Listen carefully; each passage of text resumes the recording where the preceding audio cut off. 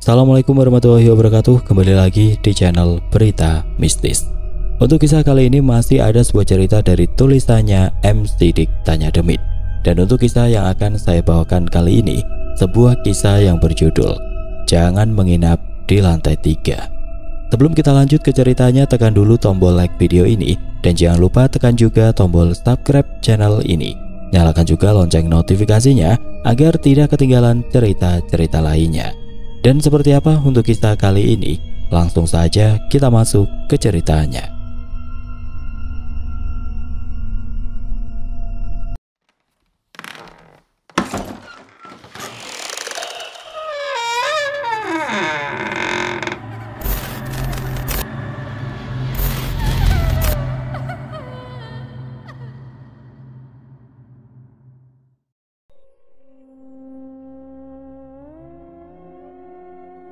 Perkenalkan, namaku Dirman. Umurku pada saat ini sudah menginjak setengah abad dan aku akan bercerita tentang pengalamanku 20 tahun yang lalu. Ketika aku mengunjungi pantai selatan dan menginap di salah satu hotel besar yang ada di sana. Aku ingat pada waktu itu adalah libur panjang ketika aku ditugaskan oleh perusahaan untuk mengunjungi beberapa tempat untuk pembukaan tambak udang di selatan Jawa Barat. Dari Banten, aku menyusuri pantai untuk mengunjungi tempat yang baru saja diresmikan pada saat itu. Tepat ketika aku sampai di salah satu pantai yang ada di selatan, aku kemalaman dan aku tidak bisa meneruskan perjalananku untuk pulang. Mobil yang aku kendarai terjebak di salah satu pantai wisata yang berbatasan langsung dengan provinsi yang padat. Jalan nampak penuh dengan orang-orang di tahun itu. Banyak sekali mobil bak terbuka yang memenuhi jalan dengan orang-orang yang ada di belakangnya. Meskipun hari sudah malam, namun suasana di jalan sangat ramai. Mungkin mereka adalah orang-orang yang baru saja datang ke tempat tersebut dan ingin menginap di pantai dengan kendaraan yang mereka bawa. Hal itu tentu saja membuatku berpikir untuk tidak melanjutkan perjalananku. Aku memilih untuk menginap satu malam sampai aku bisa kembali melanjutkan perjalananku besok. Namun ketika aku sedang mencari penginapan, semua yang aku temui di pinggir jalan penuh. Aku sudah mendatangi guest house, homestay, sampai hotel-hotel kecil di pinggir jalan dan semuanya tidak ada yang kosong. 1 jam sudah berlalu, langit semakin gelap dan perutku mulai sakit karena belum makan. Di sana aku memutuskan untuk mencari hotel yang lebih besar, berharap masih ada kamar untukku agar bisa beristirahat. Tepat di sebuah turunan jalan, aku bisa melihat sebuah hotel besar dari kejauhan. Gedungnya tinggi dari beberapa lantai dengan gaya kolonial yang megah dan posisinya yang menghadap laut. Tanpa berpikir panjang, aku pun langsung masuk ke parkiran hotel tersebut. Dan ternyata di sana juga sudah penuh dengan kendaraan orang yang menginap, sehingga aku hanya bisa berharap ada kamar kosong di sana. Setelah aku memarkirkan kendaraanku, aku langsung turun dan masuk ke dalam lobi hotel. Layaknya hotel-hotel besar yang lainnya, aku pun langsung disambut dan dibukakan pintu oleh para petugas. Begitupun ketika aku mendekat ke arah resepsionis, mereka yang sedang duduk langsung bersiap berdiri dan menyambutku dengan ramah pada malam itu. "Selamat malam Pak, bisa kami bantu?" katanya dengan nada yang ramah. Nampak seorang wanita berseragam coklat menyapaku. Wajahnya nampak ramah namun sedikit pucat karena kecapean. Di belakangnya ada seorang pria parubaya sedang duduk sambil mengetik di layar komputer pada saat itu. "Aku butuh kamar untuk 1 malam saja, tipe apapun, tidak masalah, yang penting bisa tidur." Wanita itu langsung membuka daftar dan kembali bertanya. "Oh, Bapak belum reservasi sebelumnya Pak?" tanyanya dengan nada yang pelan. Aku langsung menggelengkan kepala sambil melihat ke sekeliling lobi yang ramai. Tidak lama wanita itu tersenyum pelan dan membuka daftar kamar yang ada di depannya. Setelah membuka beberapa lembar daftar itu, tiba-tiba dia berkata kembali, "Mohon maaf Pak, untuk semua kamar sudah penuh sejak tadi siang." Aku langsung menghela nafas panjang. Keringat dingin mulai menetes di belakang leher ketika aku tahu bahwa hotel besar ini penuh dan tidak ada tempat bagiku untuk beristirahat. Sambil menggenggam tali ranselku yang aku bawa dari mobil, aku kembali berkata, "Apa tidak ada kamar yang lain Mbak? Mau yang mahal juga nggak apa-apa, yang penting ada tempat buat istirahat." Wanita itu mengangguk pelan. Lalu tiba-tiba dia melirik ke pria yang ada di belakang. Mereka nampak saling berpandangan satu sama lain. Dan tidak lama pria itu berdiri dan mendekat ke arahnya. Wanita itu sempat berbisik sambil menunjuk ke arah daftar kamar yang ada di depannya. Lalu pria itu berkata pelan dan terdengar olehku pada saat itu. "Berikan saja, bukannya masih ada kamar kosong di sana?" jawab pria itu. "Tapi kan itu dekat dengan kamar 308, apalagi pada malam ini." Aku yang mendengar hal itu seketika langsung berkata, "Jadi ada kamar kosong, Mbak?" Wanita itu langsung nampak kikuk. Dia melirik kembali ke arah pria tersebut sambil kembali berkata, Iya ada, tapi..." Aku sedikit kebingungan dengan jawaban dari wanita tersebut. Namun pria di sebelahnya tiba-tiba kembali berkata, "Sudah berikan saja, toh cuma satu malam ini." Aku sempat melirik ke arah pria tersebut. Dan tidak lama aku langsung kembali berkata, "Ya sudah, aku ambil itu saja kalau ada. Aku sudah capek, Mbak. Nggak masalah kalau misalkan kamar itu sedikit renov sehingga ditutup sementara. Yang pasti aku bisa beristirahat terlebih dahulu." Wanita itu nampak benar-benar kebingungan. Dia melirik kembali ke arah pria tersebut. Dan pria itu menyuruhnya untuk menulis namaku untuk memasukkannya ke dalam daftar kamar yang ada di depannya. Tidak lama pria itu langsung berjalan ke belakang, lalu membuka sebuah laci dan mengeluarkan sebuah kunci logam tua dengan nomor yang terukir di atasnya, yang bernomor 304. "Kamar 304, lantai 3, tangga dan liftnya ada di sana ya," kata pria itu sambil memberikan kuncinya kepada aku. Aku pun mengambilnya dan berterima kasih kepadanya. Dengan begini aku sudah tidak perlu lagi mencari tempat untuk beristirahat. Karena kini aku bisa tidur tenang hingga pagi menjelang. Lift bergerak lambat ketika aku memasukinya. Cahaya cerminnya nampak buram dan agak berkarat. Dan ketika nomor 3 menyala, pintu lift terbuka. Dan sebuah lorong yang menyala remang menyambutku dengan kesunyian dan udara yang dingin ketika pintu lift itu terbuka. Aku melangkah keluar dari lift tersebut dan menengok ke arah kanan. Lorong itu nampak panjang dengan deretan pintu yang tertutup rapat. Karpetnya agak sedikit lusuh, namun bersih seperti sering dibersihkan setiap hari. Namun lorong ini nampak sepi dan tidak ada tamu lain yang terlihat di sana. Aku mulai melangkah menuju kamar 304. Lalu tidak lama aku berhenti sejenak ketika aku melihat sebuah kamar aneh dengan nomor 308 di sana. Ada sebuah tulisan kecil yang menarik perhatianku di bawahnya. "Private room."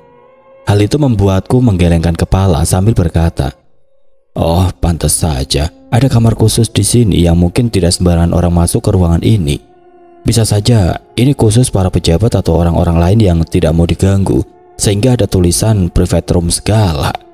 Gumamku pelan. Setelah itu aku kembali berjalan ke kamar 304. Dan entah mengapa, aku beberapa kali melirik ke arah nomor 308. Seperti ada sesuatu yang membuatku harus melirik ke arah sana. Aku pun menggelengkan kepalaku lagi. Dan aku langsung memutuskan untuk masuk ke dalam kamar daripada harus berdiri lama di lorong yang nampak sepi itu sekarang. Setelah aku masuk, aku langsung melihat sekeliling. Kamar itu nampak standar. Ada kasur, meja, lemari kecil, dan kamar mandi. AC yang ada di dalam kamar pun aku nyalakan, dan udara di sana tampaknya cukup dingin sekarang. Setelah aku duduk sebentar dan menurunkan tas ranselku, tiba-tiba ada seseorang yang mengetuk pintuku pada saat itu. Hal itu tentu saja membuatku berdiri pelan dan mendekat ke arah pintu. Di sana aku bertemu dengan pria yang aku temui di resepsionis. Dia tersenyum pelan dan melirik ke arah lorong selama beberapa detik sebelum dia berkata, "Maaf Pak, sebelumnya seharusnya lantai ini dikosongkan selama beberapa malam ke depan. Tapi karena aku melihat Bapak benar-benar membutuhkan kamar, jadi aku memberikan kamar ini untuk Bapak beristirahat." Aku hanya diam dan mengangguk. Aku sadar mungkin ada rombongan pejabat atau ada acara yang mengharuskan lantai ini kosong. Apalagi ada kamar 308 yang sepertinya itu adalah kamar privat. Sehingga ada sesuatu yang ingin dia sampaikan sekarang. "Karena waktu sudah malam ya Pak, Bapak harap jangan mendekat ke kamar 308 karena itu kamar privat." Aku mengangguk kembali. Aku sebenarnya sudah tahu karena tadi aku melewatinya. "Apabila mendengar sesuatu dari kamar itu, jangan dijawab juga ya Pak," katanya dengan nada yang pelan. Lalu dia terdiam sebentar, lalu tidak lama dia berkata kembali, "Tirai kamar harus ditutup sebelum tengah malam. dan apabila lampu lorong padam, harap jangan keluar kamar." Pria itu berkata dengan nada yang datar dan pelan. Setelah itu dia pamit dan aku pun berterima kasih sambil menutup pintu kamar pada saat itu. Namun ketika beberapa detik aku memikirkan perkataan dari pria tersebut, aku baru menyadari bahwa ada beberapa peraturan yang aneh. Aku pun langsung bergegas membuka kembali pintu itu dan bertanya tentang peraturan yang aku dengar. Tapi ketika aku membuka lorong tersebut, kemana dia? Pria itu mendadak menghilang tanpa jejak. Aku tahu bahwa baru saja beberapa detik aku menutup pintu, seharusnya pria itu masih ada di lorong tersebut, karena tidak mungkin dia bisa sampai ke lift dalam beberapa detik. Aku pun langsung melirik ke kiri dan ke kanan, namun tidak ada jejak dari pria itu sama sekali. Dan setelah itu aku lebih memilih untuk menutup pintu itu kembali sambil berkata, sepertinya aku benar-benar kecapean, sehingga berpikir aneh-aneh terhadap pria itu," kataku sambil berjalan ke kasur dan mulai merebahkan diriku di sana. Aku rebahan di kasur itu selama beberapa menit. Kulihat suasana hotel di luar begitu ramai dengan para pengunjung yang hilir mudik keluar dari hotel tersebut. Lampu-lampu yang menyala serta deburan ombak yang terdengar hingga ke lantai 3 membuatku bangkit kembali. Aku kembali berjalan ke arah balkon, membuka pintunya dan melihat pemandangan malam pada saat itu. Dengan 2 kursi dan 1 meja yang tersedia di setiap balkonnya, aku akhirnya mengeluarkan 1 batang rokok. Tidak lupa aku juga membawa kertas-kertas dan beberapa dokumen untuk aku cek pada malam itu.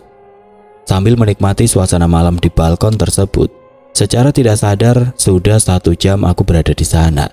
Suasana ramai di bawah sana secara perlahan sepi karena para pengunjung mulai masuk ke dalam kamarnya masing-masing. Awalnya aku ingin menghisap 1 batang rokok lagi, namun rasa kantuk yang tidak tertahankan membuatku langsung masuk kembali dan membiarkan dokumen-dokumen itu terbuka dengan pintu balkon yang terbuka lebar. Beberapa kali aku menguap dan hal itu pula lah yang membuatku rebahan kembali di atas kasur hingga tidak sadar aku tertidur pada malam itu. Tepat jam 12 kurang, aku kembali terbangun karena angin dingin dari arah balkon. Di sana juga aku lupa mematikan AC sehingga ruangan tersebut bertambah dingin. Seharusnya suasana pantai itu membuat tubuh kita gerah, namun pada malam ini benar-benar berbeda. Entah mengapa suasana di luar sana begitu dingin sehingga membuatku tidak bisa tidur pada saat itu. Hawa dingin itu datang bersamaan dengan bau samar yang aneh, seperti ada bau anyir dan amis seperti ikan asin yang tercium ketika aku melewati pasar ikan kemarin siang. Aku pun langsung duduk di ranjang, lalu berjalan ke arah balkon untuk menutup pintu dan jendelanya. Suasana yang tadi ramai kini benar-benar sepi. Lampu-lampu di sekitar pantai nampak gelap sehingga hanya ada kegelapan dengan suara ombak yang menggelegar di luar sana. Sambil menguap pelan, aku pun menutup pintu balkon itu dan menarik tirai jendela yang ada di dekatku. Tapi ada satu hal yang membuat tanganku berhenti bergerak. Tepat di ujung parkiran yang berbatasan langsung dengan pasir pantai, aku melihat seseorang berdiri menghadap laut dengan pakaian yang sangat aneh. Dia berdiri dengan kebaya panjang yang menjuntai hingga sampai ke pasir pantai yang ada di sekitarnya. Kebaya itu nampak berkilau ketika sinar bulan yang samar menyinarinya seperti sisik ikan. Lalu di pinggangnya ada selendang yang berkibar pelan tertiup angin laut, seolah-olah menari mengikuti irama ombak yang menghantam pantai. Rambutnya terurai panjang dan nampak basah, seakan-akan baru saja keluar dari dalam air laut yang ada di dekatnya. Dia berdiri seperti mematung dengan punggungnya yang menghadap ke arahku. Dari kejauhan aku bisa melihat mahkota kecil yang berhiaskan kerang dan batu laut yang sangat kontras dengan kesunyian malam. Bukan hanya itu saja, ombak-ombak yang menggulung di sekitarnya nampak enggan untuk menyentuhnya. Aku berpikir bahwa itu adalah pengunjung hotel sama sepertiku, namun entah mengapa pikiran ini seperti menolak hal tersebut. Hawa dingin dari arah pantai membuat tubuhku merinding seketika. Lalu tidak lama aku pun memutuskan untuk menutup tirai dengan cepat, dan secara tiba-tiba kamar mendadak terasa hangat. Aku mencoba untuk tidur kembali di sana, namun suasana kali ini berbeda. Rasa dingin yang tadi aku rasakan seketika berubah menjadi panas dan gerah. AC yang menyala di atas sana seperti tidak bisa membuat kamar ini menjadi nyaman.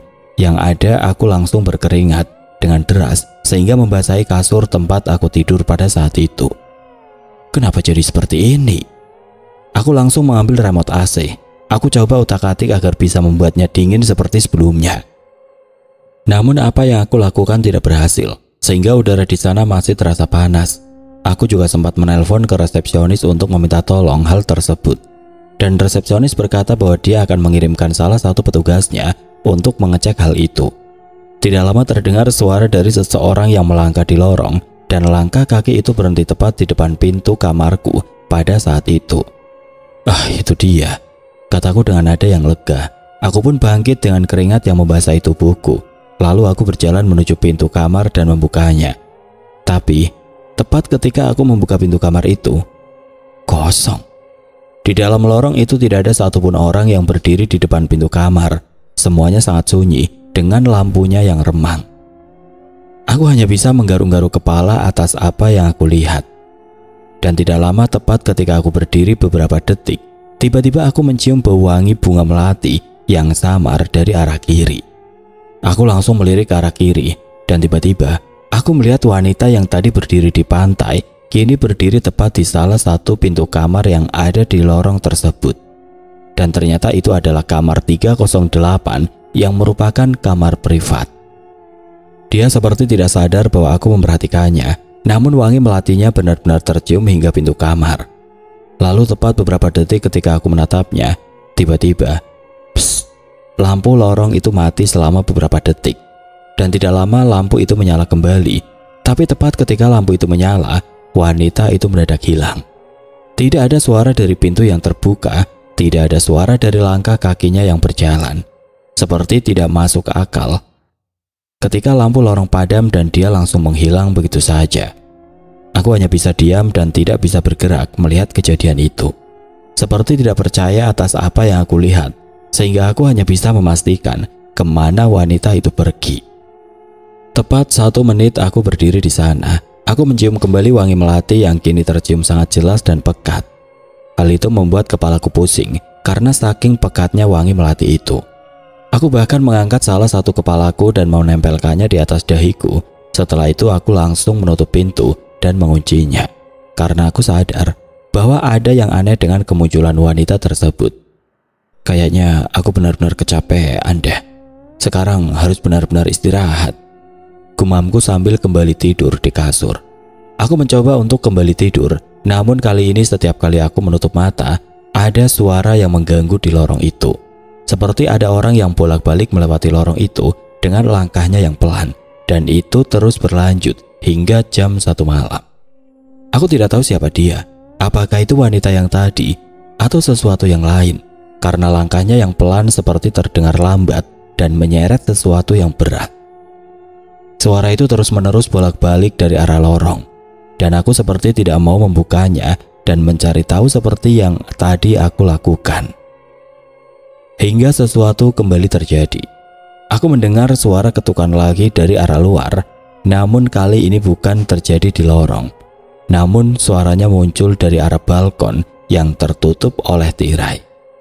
Aku hanya bisa terdiam dan menahan nafas. Tubuhku terasa kaku dan tidak bisa digerakkan pada saat itu. Terdengar beberapa ketukan pelan dari arah luar. Suaranya bukan seperti suara angin yang menerbangkan sesuatu sehingga menabrak pintu balkon. Namun ini benar-benar ketukan dari tangan manusia. Tubuhku menolak untuk bergerak, seperti ada isyarat bahwa aku tidak ingin mendekat ke arah balkon pada saat itu. Tapi pikiranku seperti penasaran. Karena suara itu terdengar terus-terusan, aku hanya bisa diam dan menatap ke arah balkon yang tertutup itu dari arah kasur. Aku tidak berani untuk berdiri dan mendekat. Masih terbayang jelas sosok wanita itu yang seketika menghilang dari lorong. Dan hal itu membuatku kini tidak bisa berbuat apa-apa di sana. Aku berusaha positif atas apa yang terjadi di sana. Aku berpikir bahwa itu hanyalah suara pohon kelapa yang tertiup angin. Lalu ada sampah dan ranting yang terbang hingga menabrak kaca balkon. Bisa juga ada benda-benda yang berterbangan sehingga menabrak kaca itu, sehingga terdengar seperti tangan manusia yang mengetuk kaca dengan pelan. Tanganku hanya bisa menggenggam spray kasur tanpa bisa bergerak. Aku sudah tidak berani untuk bergerak dan menunggu hingga semuanya reda dengan sendirinya. Namun secara tiba-tiba, brak, terdengar suara keras yang menabrak kaca balkon. Di sana aku baru saja ingat bahwa ada dokumen-dokumen yang masih tersimpan di luar. Dan suara itu langsung mengingatkanku bahwa kertas-kertas yang ada di dalamnya terbang dan menabrak kaca. Di sana aku langsung terperajat dan nyaris terjatuh dari tempat tidur. Jangan-jangan suara ketukan itu berasal dari dokumen dan kertas yang tersapu angin, gumamku dengan nada yang panik. Benar saja ketika aku lari dan membuka pintu balkon, di sana kertas-kertas dan beberapa dokumen pekerjaan terlihat acak-acakan. Beberapa menempel di dinding dan beberapa lagi berserakan di lantai. Tapi ketika aku keluar dan berdiri di balkon, aku tidak merasakan ada angin besar yang muncul dari arah lautan yang ada di depan hotel.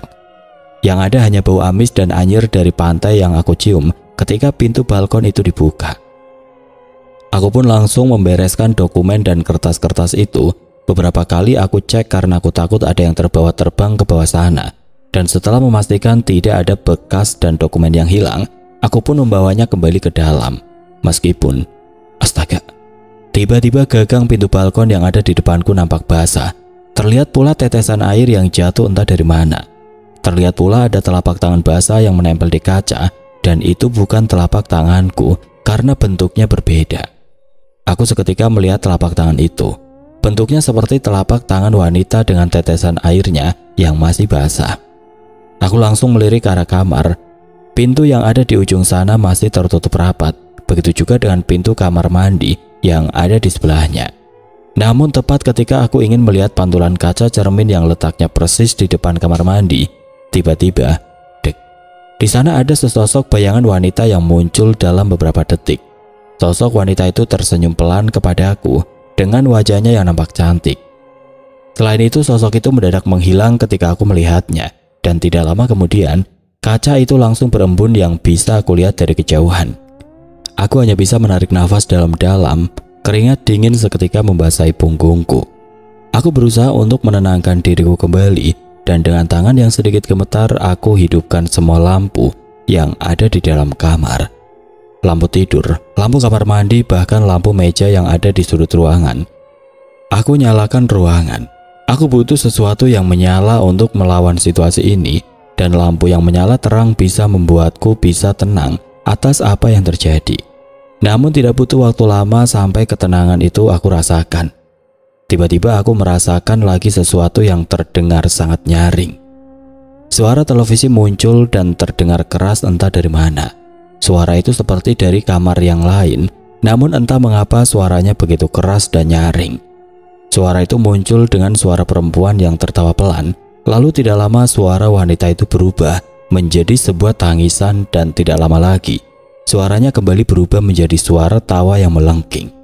Dengan tangan yang gemetar aku langsung menghubungi resepsionis.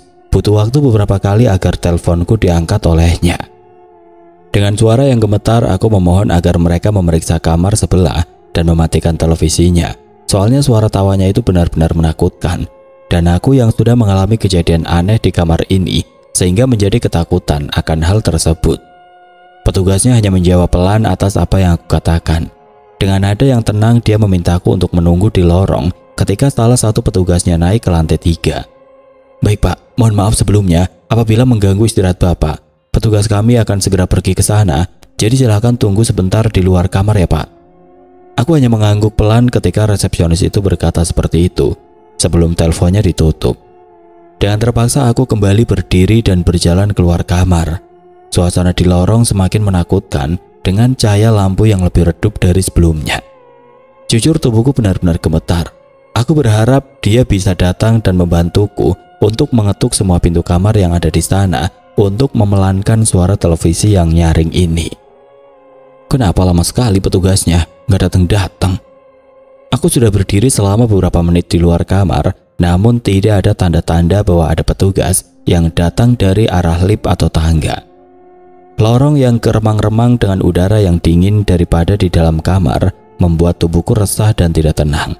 Aku melirik ke kiri dan ke kanan berharap ada petugas yang datang. Namun tidak ada satupun yang muncul di sana. Tepat ketika aku bergumam seperti itu, ada suara lain yang aku dengar. Suara itu adalah suara dari seseorang yang sedang menaiki tangga di ujung sana. Langkahnya terdengar perlahan dan menggema ke arah lorong. Dan di sana aku yakin bahwa petugas itu sudah datang dan aku tinggal menunggunya sekarang. Namun tepat sebelum langkah itu keluar dari tangga, terdengar bunyi yang lain. Terdengar suara bunyi dari pintu kamar yang terbuka. Dan ternyata pintu yang terbuka itu adalah pintu dari kamar 308. Aku seketika membeku karena aku bisa melihat cahaya dari televisi yang menyala di dalam sana. Lampu lorong yang redup membuat cahayanya bisa menembus hingga keluar. Selain itu aku bisa mendengar suara yang lain, yaitu suara gumaman dari seseorang perempuan yang ada di dalam kamar. Suara itu terdengar seperti sedang membacakan mantra atau menyanyi dengan nada yang tidak aku mengerti. Suara itu terus-menerus diulang-ulang tanpa henti dengan nada yang lirih. Dan hal itu malah membuatku merinding seketika. Aku hanya bisa terpaku dengan nafas yang berat.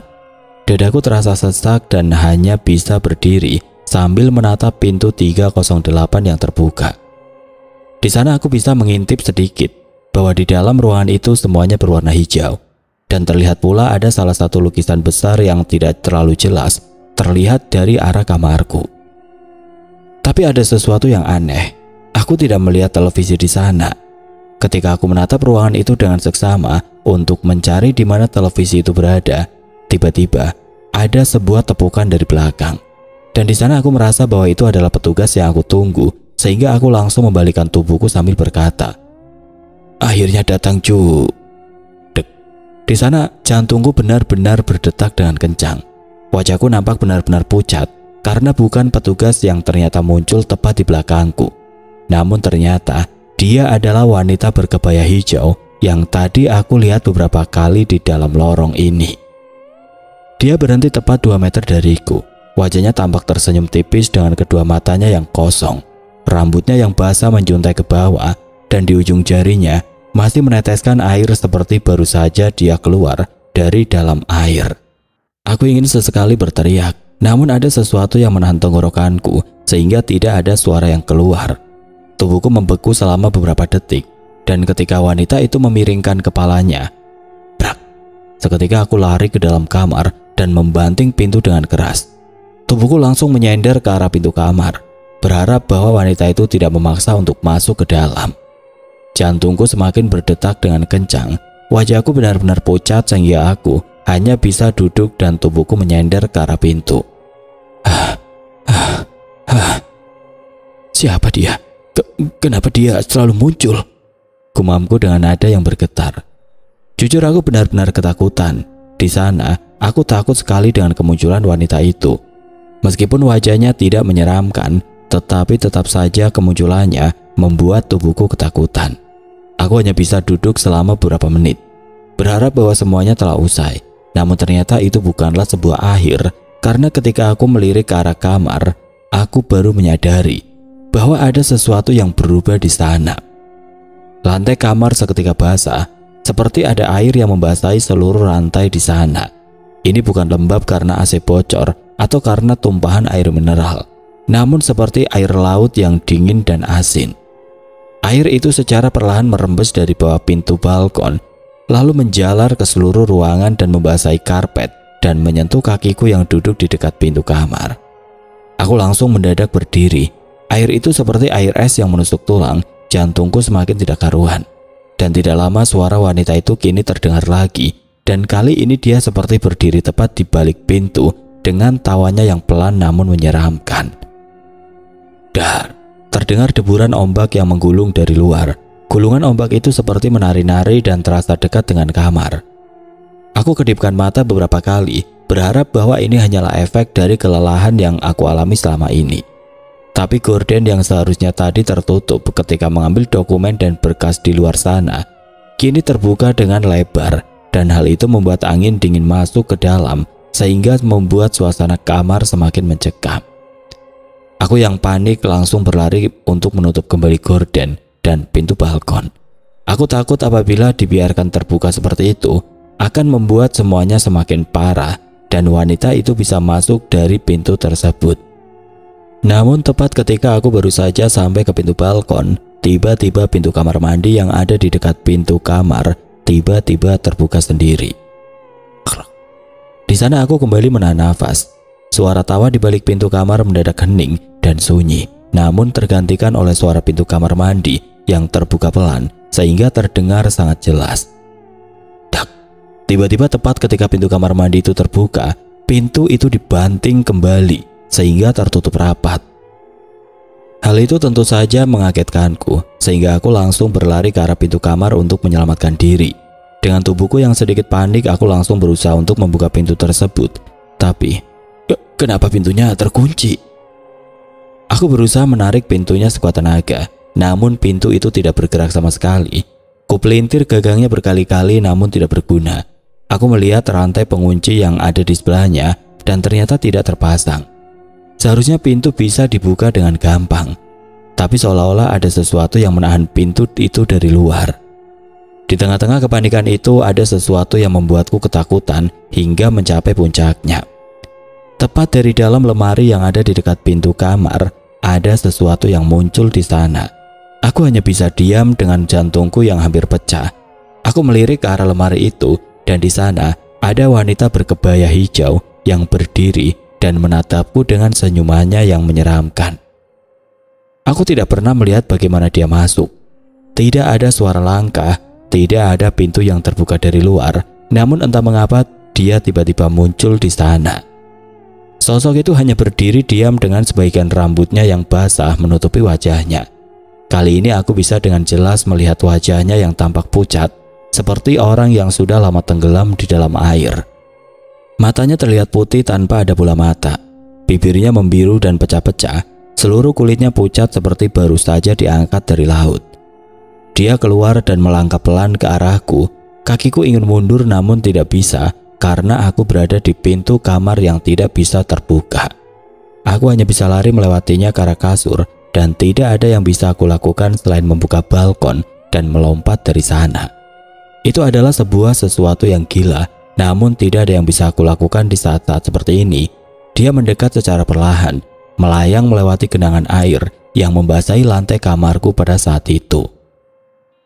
Aku hanya bisa diam dan tidak berdaya. Kedua mataku dipaksa untuk menatapnya tanpa bisa mengalihkan pandanganku pada saat itu. Bau wangi melati bercampur dengan bau busuk ikan asin dan bau air laut langsung menyerbu ke seluruh ruangan. Bau yang tercampur itu tentu saja membuatku mual dan ingin muntah.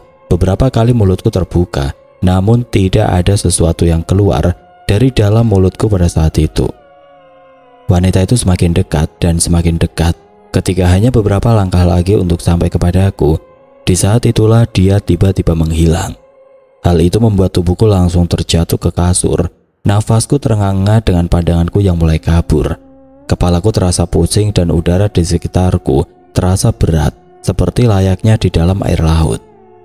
Setelah itu semuanya gelap gulita dan aku tidak ingat lagi sebelum aku kembali terbangun ketika matahari muncul dari arah timur dan menyinari kamarku dari arah balkon. Aku kembali terbangun dengan rasa pusing yang tidak tertahankan. Tenggorokanku haus seperti sudah menelan air laut yang asin. Cahaya matahari menyinari wajahku sehingga aku dipaksa untuk bangun pada hari itu. Jam menunjukkan jam 10 pagi, di mana sebentar lagi aku harus keluar dari hotel ini. Dengan tubuhku yang lelah, aku pun kembali bangkit dari kasur. Namun ketika aku melihat keadaan di dalam kamar, aku begitu tercengang. Karena apa yang terjadi semalam mendadak normal kembali. Lantai yang basah tiba-tiba mengering. AC menyala dengan normal.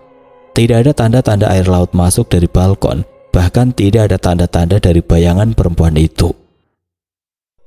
Aku hanya bisa duduk dan menatap kedua tangan dan kakiku yang masih gemetar. Apakah itu semuanya mimpi?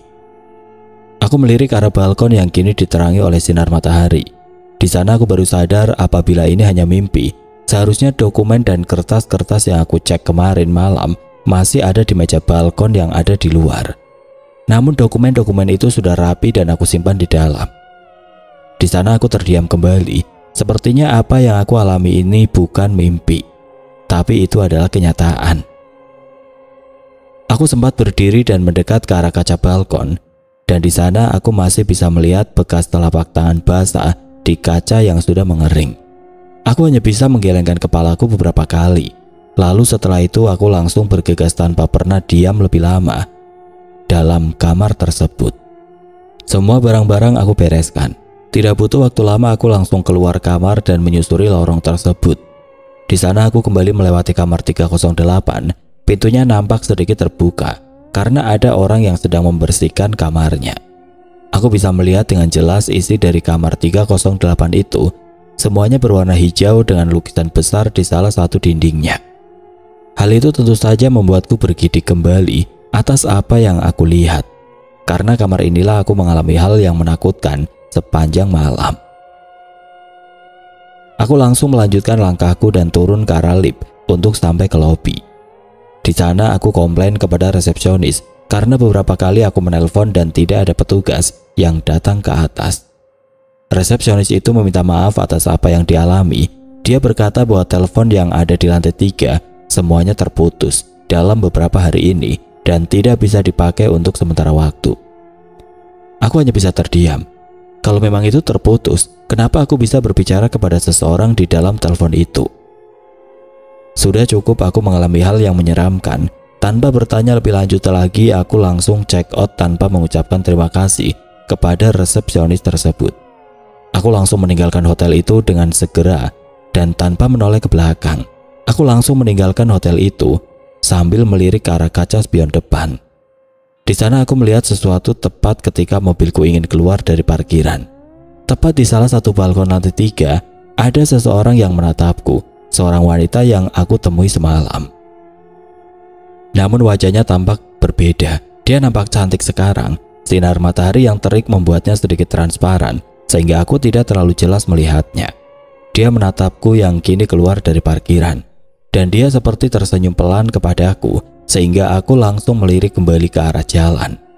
Tidak ada niatan untuk kembali ke hotel itu setelah aku mengalami kejadian tersebut. Bahkan hingga hari ini, ketika aku sudah pensiun dari pekerjaanku, aku tidak menginjakan kakiku lagi di sana. Dan aku tidak mau menginap di hotel-hotel sekitar pantai itu karena aku takut mengalami kejadian itu kembali. Oke teman-teman, sekian untuk kisah kali ini. Bagaimana menurut kalian tentang kisah ini? Tulis komentar kalian di kolom komentar. Dan buat teman-teman yang baru bergabung, jangan lupa untuk like, komen, share, serta subscribe channel ini. Dan nantikan kisah-kisah horor berikutnya tetap di channel Berita Mistis. Wassalamualaikum warahmatullahi wabarakatuh.